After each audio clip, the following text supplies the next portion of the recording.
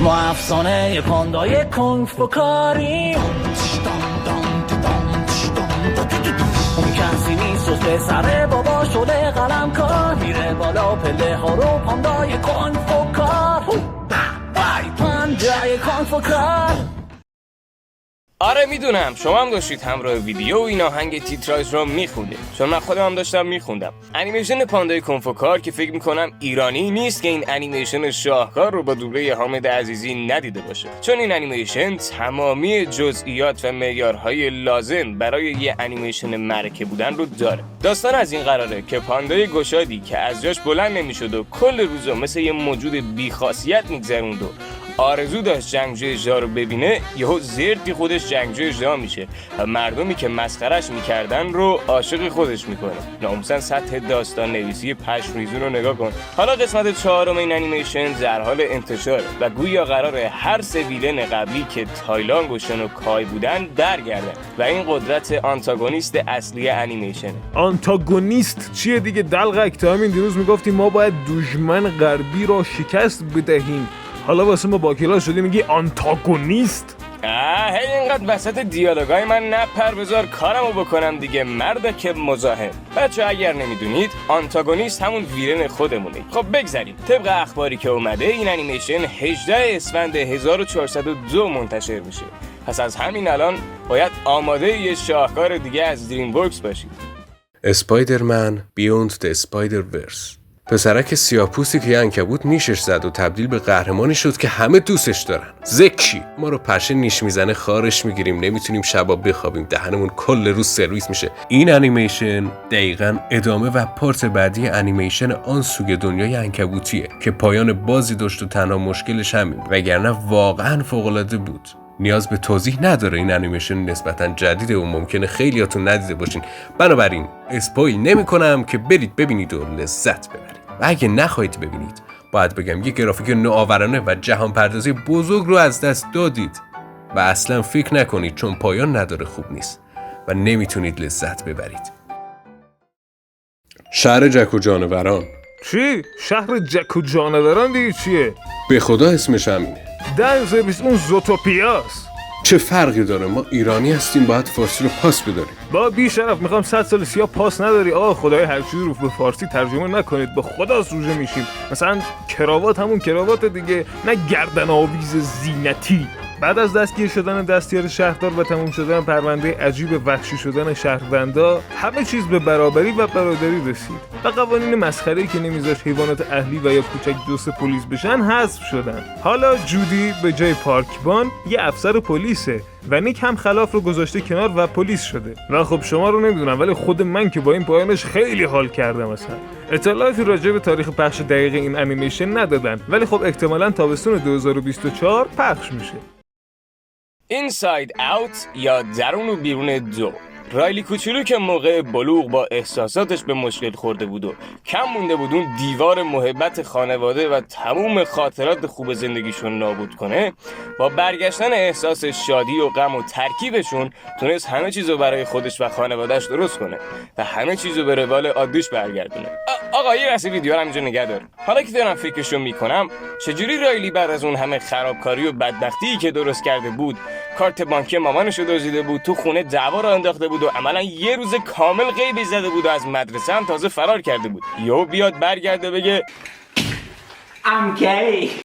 سلام من اومدم ای پدر و مادر، برو گم شو خونه بیرون پدر سگ. بعد تازه مام باباشم ریلکس بغلش کنن و بگن رایلی کجا بودی این همه مدت.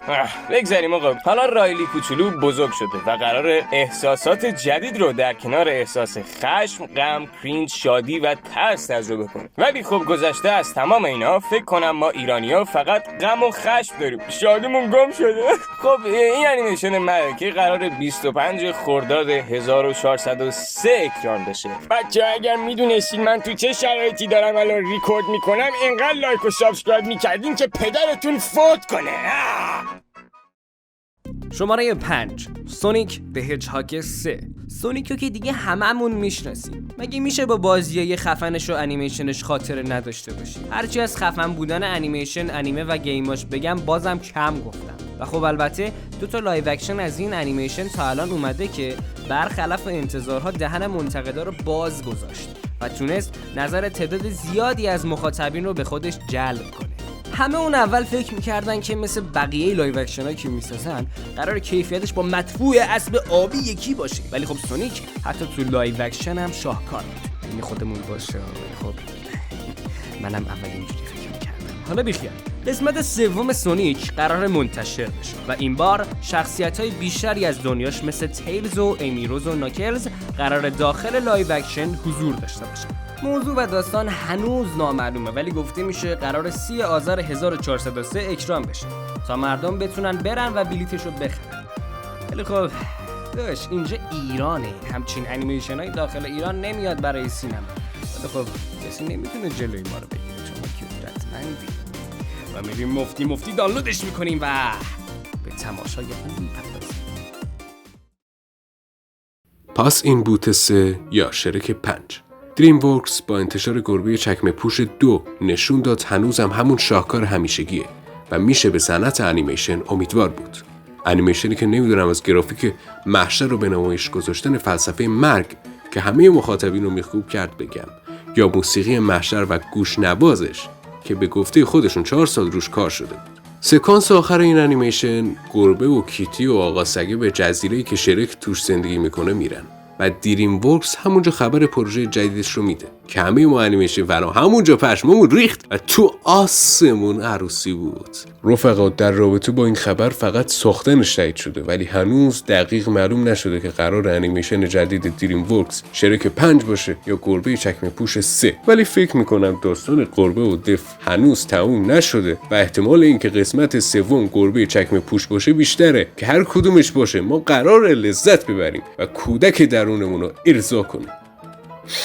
واسه ببینم کودک ارضا. شماره 7 سریال آب.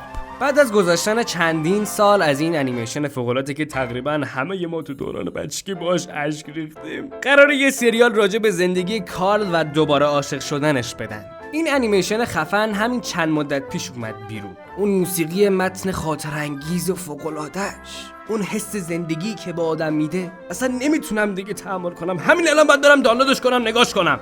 زیبایی اینجور انیمیشن‌های پیکسار رو فقط میشه با یک کلمه توصیف کرد: نوستالژیک. هرچند امیدوارم عشق دوباره کارل یه شخصیت مؤنث باشه نه مذکر. چرا پیکسار؟ چرا این کارو با ما کردی؟ چرا تمام خوشی و خاطرات کودکیمو نابود کردی؟ بیفانوس! فرار مرغی 2 قسمت دوم این انیمیشن که به زودی قراره بدنش بیرون مربوط به زندگی بعد از فراره. مرغ‌های خوشمزه موفق شدن از دست زن روانی که میخواست کشت و کشتار مرغی را بندازه فرار کنن و رفتن دنبال زندگی جدیدشون. اونا موفق شدن به زندگی که آرزوشو داشتن دست پیدا کنن، ولی حالا بعد از فرار مشکل خیلی بزرگتری دارن. کجا برن؟ کجا زندگی کنن؟ دقیقاً چه گوهی میتونن بخورن؟ خب خلاصه سرتون رو درد نیارم، قسمت دوم این انیمیشن جذاب که آخرین مورد لیستمونه قرار 24 آذر 1402 اکران بشه. پس حتما برید ببینیدش و لذت ببرید و ما رو هم دعا کنید. دمتون گرم که تا آخر نگاه کردید رفقا. به دوستاتون ما رو معرفی کنید تا اونا هم بشن از شیاطین جهنممون.